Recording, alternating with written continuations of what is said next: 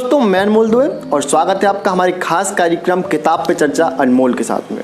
दोस्तों, किसी बड़े लेखक ने कहा है कि एक अच्छा उपन्यास या एक अच्छी किताब वही है जो अंत में अपने पाठकों को सीख दे जाती है। आज हम जिस उपन्यास की बात कर रहे हैं वो भी कुछ इसी प्रकार से है।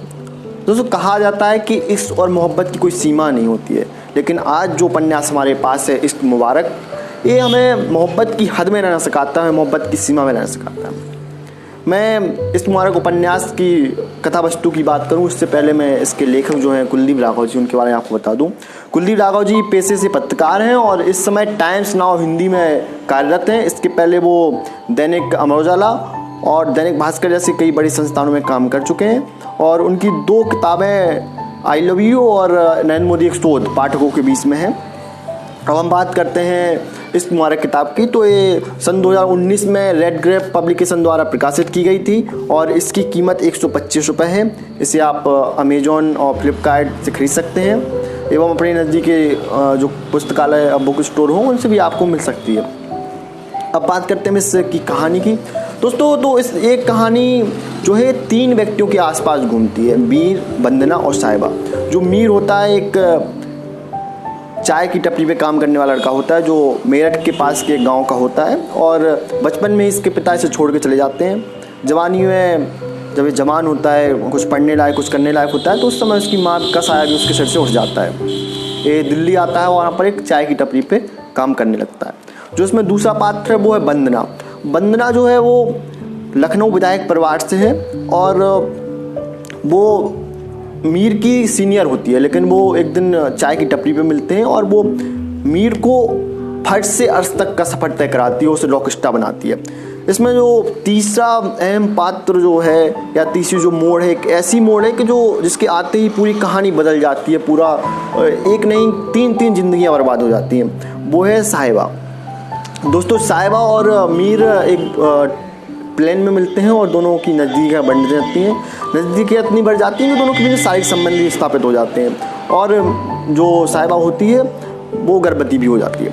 तो और वो उसके बाद फिर मीर के साथ संबंध बनाने से रुकती है, इतराती है, क्योंकि वो अजन्मे बच्चे को खोने से डरती है, लेकिन मीर नहीं रुकता है।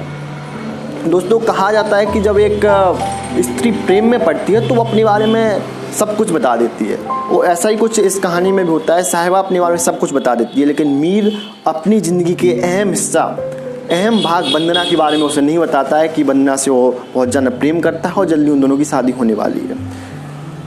तो जो होता है कुछ ऐसा है कि एक बार जब मीर वंदना की साहिबा के साथ जबरदस्ती संबंध बनाना चाहता है और उससे उसका गर्भपात हो जाता है।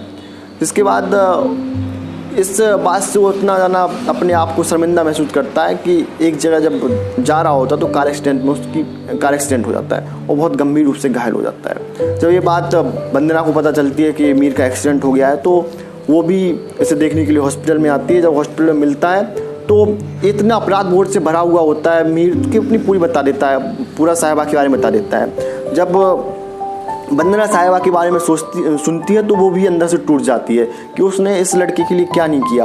एक चाय की दुकान पे काम करने वाले लड़के को एक रॉक स्टार बना दिया और इसने उसके साथ अपनी शारीरिक ज़रूरतें पूरी करने के लिए ऐसा किया और वो उसे इश्क मुबारक बोल के चली जाती है।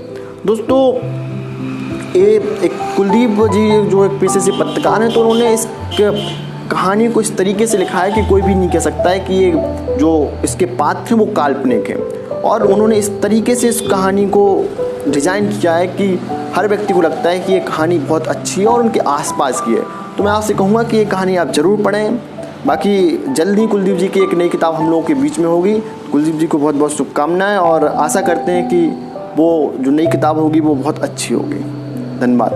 आप हमारे साथ जुड़े रहिए और बताइए कि हमारा कार्यक्रम कैसा लग रहा है आपको और आप किस बुक के बारे में जानना चाहें।